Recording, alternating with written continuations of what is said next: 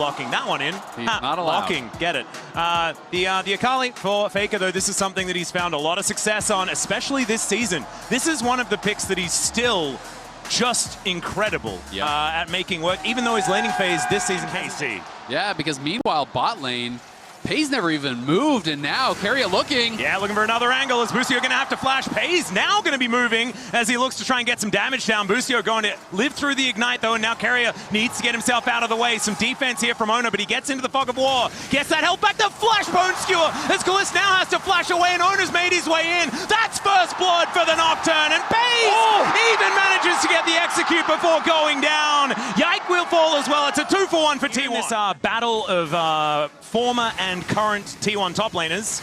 It is the Jace doing a good job. Busio, great sidestep there, but he's still very, very dead. That's going to be the auto to come through from Pay's. Execution! And oh dear. All of a sudden, all it takes, QER, and you are basically just gone. Well, Karya looked for the angle there. Another bone skewer is going to connect, and Kalist is extraordinarily dead. Nothing the Ashe could do. Tried to take Karya with him, but this is the kind of game that KC really needs to try to slow down the pace. They have a lot of scaling. Oh, another bone skewer connects there. Even the route to connect onto Kalist as Busio's just dead. Pay's gets the execution one more time. The daggers aren't going. 1v1 in mid in this melee versus range. He's up a couple CS. Yeah, he's actually doing fine. A slight gold lead. Oh, another bone skewer to come through here as at least Yike is able to secure his Grump. Congratulations. That does, something. Yeah, that is something. I've got the silver lining. Okay. All right, it's a very dark cloud. Might be more of an iron lining in this one. Yeah, but Karya had probably the best Pyke game I have ever seen this season. They did not win. So maybe there's something there. Ulti to come through as Kalist. So it wasn't the worst possible thing to happen, but now Busio, unfortunately, he is probably going to get dove here. Well, there's a fight going on elsewhere as well as Yike looking for Faker. He goes into the Shroud, though, and just ults away. That is going to be Pay's on a killing spree. Karya, and it's actually kind of cute, right? Goes from playing against Morgan to playing against Kana. It is kind of just like a reunion in the top lane as far as the T1 matchups are concerned. As Ona going to take one of the grubs. Paranoia comes through pretty defensively here as the fear is not quite going to work out too much. But now Doran just dives in, goes actually to the skies into the middle of 3 people, and then wanders away. Ooh. The arrow is going to sail by, and T1 now realizing that they can go back, looking for the 2-for-1 grub straight, and Yike has to get out of there. Pay's looking for Kalist as well, who's just not allowed to lane if it's a 1v1. A very important one throughout the series. Well, I hope that it gets more important as well. Good flash away from Kalist, who does manage to land the arrow. I believe Rebuttal was on cooldown, but the Paranoia, and Ona comes in and just puts him down. Another bone skewer to come on through, and obviously that one's going to hit. And Karya does go down as the response, and Yike will be able to survive, but they did at least... Moving around, knowing you just want to keep invading, you want to keep the pressure up, do not allow Yike any space to be able to recover. Ulti comes through here as Yike does avoid a bit of the damage, but he was never winning that 1v1. Pay's is able to put him down. Oh dear, that looked like a little bit of a sign of desperation as Doran going 1v3 here towards his top side. He wants in on the fun, but I have a feeling he may just be going down, turns his attention to the wave, and will be falling. So there's a little bit more back here for Kaza. Advantage. If you can somehow stabilize the game at this deficit and farm and farm and farm, then you are going to have a chance in a fight. How did that hit? That didn't look very fair. Kana is going to come through and try and defend as Karya still wanting to find an angle as he gets hit by the kitchen sink and taken down. Okay, Karya, you're having a little too much fun, buddy. Yeah. Let's take a look at the mini-map. No one from his team is anywhere near him. He was I think he's been listening to all of those people saying he's the best player in the world, and it's got to his head. As now Pay's looking for Yahoo one more time here towards his bottom side as we finally have a mage matchup. But man, yeah, maybe he was actually reading what Busio was saying. As there's a Paranoia towards the bottom side of the map. Ona is just going to put down Yahoo. And I do want to say something about this. We did have Ona's stats come up before, like 42-8 was the win rate. But one of those losses was against Hanwha Life Esports. There's a reason why T1 are our 2nd seed, and it's because Hanwha were able to win that best of 5. And Ona's Nocturne was just not that good. But historically, it has been a lot more like this, where he just wins. Doran going to take down Yike here as T1 just celebrates. Is going to grab the double dragon. I'll give it to you. Thanks, man. No problem. Appreciate it. Charge. You got 2 charges of it. Yeah, you do. You got one charge, does one thing. Another charge does a completely different thing. Yeah. Theoretically, different ability, but that's all right. Completely different. It's like Silas. He's got like all 5 of them. There's no one right now answering Faker in the bot lane, so they're going to try to overload and potentially make a play here. Oh, Pays might be taken down. The rebuttal now on cooldown. The arrow is going to hit, and Yike going to get over that wall. Pays will be shut down finally as Carrier trying to Doran as well. Oftentimes with this Grasp Jace build, we do see the Black Cleaver, but wanted to go to ripping out that shield as quickly as possible. As Owner with the Dustbringer, seeing what he can do. Busio getting an encore, and it actually manages to clip Faker. Goes into the Shroud, though, to keep himself safe. And now just going to dash in, realizes that he was going to go down, tried to get whatever he could. And that, in fact, because T1 has been pushing everywhere, taking every objective. You know, they got that second Dragon uncontested. They're going to take the Herald uncontested. They got the 3 Grubs. You know, it is ridiculous. And that's always the scary thing, is that T1 managed to be so composed in all these games, and a lot of it really does come down to the amount of times that here today in this game, as he does teleport away, not wanting to get dove. Yep. Carrier makes his way up and just going to cross map, and they might be able to take an inner turret off the back of that in trade for probably some bounty gold. As the Rift Herald is thrown down, is this inhibitor turret? I think it is. That's what I was going to say, is that Kalist, you know, is up here on the top side working the tower, but KC sent 4 members there to try to make that play.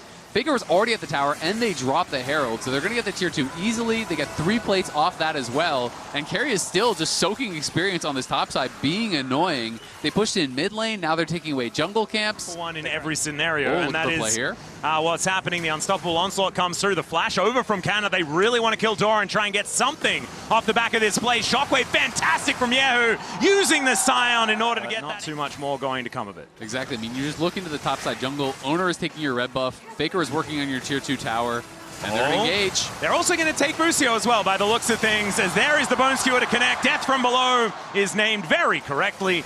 Carrier is going to help lock down aggressive, but T1, they're still looking for more, as Carrier wanting to take down Busio, gets the stun, and that's going to set up for the reset to come on through. Oh, no. Owner also will just kill Yike, and it's all just started to fall apart for KC. If it hadn't, yep. They need a hill. That might be okay. And the push. They're back in business. All right, Kanner, it's up to you. You're the big lumberjack that can run pretty fast. We're going to need this Scion to make some stuff happen, but I don't know. I think it's a 9.5k gold advantage. There's a stun on Doran. The Unstoppable Onslaught is going to come through as well. Q going to get charged as Kalist trying to do damage to Doran, and it's just not going to work. Doran, though, going to show him how it's done as before he goes down. Camp of Yikes. He did the red buff, then went down to the blue buff, killed Yike on it, took his blue buff. It's a now Flame he's back Horizon. on the top side. It's a Flame Horizon in 10 CS in the jungle. Crazy at 21 minutes. I mean, look at Kalist farm as well, right? Yeah. Owner is 60 CS up on the enemy AD carry. All right. Well, Yike is going to get paranoid, and I do not blame him. Will be taken out here as Kaza. Yeah, not going to be able to help that situation at all. And maybe the Flame Horizon just happens now. He needs 12, like 3 camps. Just got to take 3 camps. All right, there's a beautiful rebuttal as Busio just going to get executed by Pays. Dash cannon to try and get himself a little bit further away. Good side. The one that coined how a shellacking is supposed to work. A very quick victory under 25 minutes. This might be heading in that direction, but we'll see. There is the Paranoia to come down very defensively, though, as he actually uses it to reposition. Owner gets in there. It'll be a big shutdown, and that is going to go over to Yahoo. Carrier getting amongst it, though, as we can see. 1 versus 3 now, as the ulti from Pays comes on down, and that is going to lock up a kill, but Pays getting a little bit lower. Faker finally making his presence known as he tries to get over the wall, and does use the ulti to do so, but Kaza blast cones himself and will try to get this teleport out. Faker knows that he is going to be able to escape, and Doran just going to grab the soul here, but that fight a lot closer than I think T1 were expecting. Yeah, it absolutely was. You know, they are able to get a couple kills. They take out Owner, KC, not allowing T1 to actually set up. They just pull the trigger immediately as soon as they see anyone they can go on. They full send it on Owner. He, of course, was able to turn it around, get that kill onto Kalist with the rest of his team, but a couple of kills go the way of KC. The problem is, even if you take down Owner and Carrier, Perry's, Faker, Doran, all very strong at this point of the game, and they're going to grab Soul for themselves here as well, as they just continue pushing in these waves, and Owner has secured the Flame Horizon, 222 CS to 116. Not something you see every day. 3 full levels up, 15 to 12. All right, this might be the fastest Flame Horizon I have ever seen in my life. And also, it's probably the first one in the jungle that I have seen outside of the funnel meta, which was just that's not included. Dark times. It was definitely dark times, as the arrow is going to connect onto Faker. There is the unstoppable onslaught and the shockwave. That is a lot of R buttons, but I think it's required in order to make sure that they lock down There's this. no vision at all. And Busio is going to try to move forward and get some vision back, but it is so scary to actually walk in here.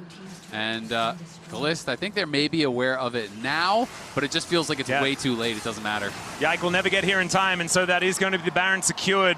Faker, 5 seconds to go, but they're still just going to send it into that backline. The Encore is decent, but that damage onto Kalist is massive. Owner will be taken out, though. His carrier will also be secured. Yike doing a whole bunch of work here as, oh my, never mind. Faker's going to show up. Kaza looking to be taken down here as Busio trying to help out with a bit of drop in the beat, but it's not going to quite work. Yahoo here as well. Doesn't have his ultimate for the next little while, but a couple of seconds and that'll be back up again. And T1, that was a little bit of a bridge too far. Yeah, they decided to go for that fight, having a bit of fun, I think, in this one, and a few different moments. Oh, there's the rebuttal. And Kalist not going to get killed by the ulti, but he still has to go home. Very tanky, but not able to stop that Baron either. And fun fact, once again, talking about this Nocturne, this is the second largest CS deficit at 25 minutes in international history, as Owner is going to secure a rampage for Pays. 10, 2, and 7 now on the Mel, also having a very good performance, as KC just doing their very best to try and defend. And honestly, their very best is just not going to be enough, not at this stage. So we have a look at the Coinbase gold grind. Owner is just, making good money. Leave some gold for the other people. Or maybe just kill the Nexus, and then you don't need to really worry about it. Owner just prove that, that you are the carry, and he absolutely is. And man, what redemption for his Nocturne as well.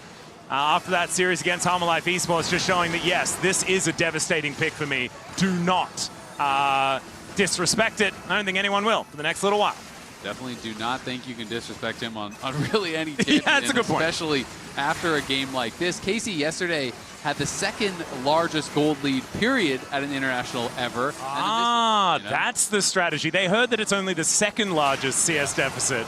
All right, Yike in a lot of trouble here. Pays looks for the ulti. That was an ambitious one. There's a paranoia. Never mind, not ambitious at all. Now they're going to look to just try and kill them all. Bone Skewer connects. That is 3 on the floor. Whoa. Shockwave is incredible as Carrier goes down, but he's the only one to fall as the immediate revenge for T1 does come down.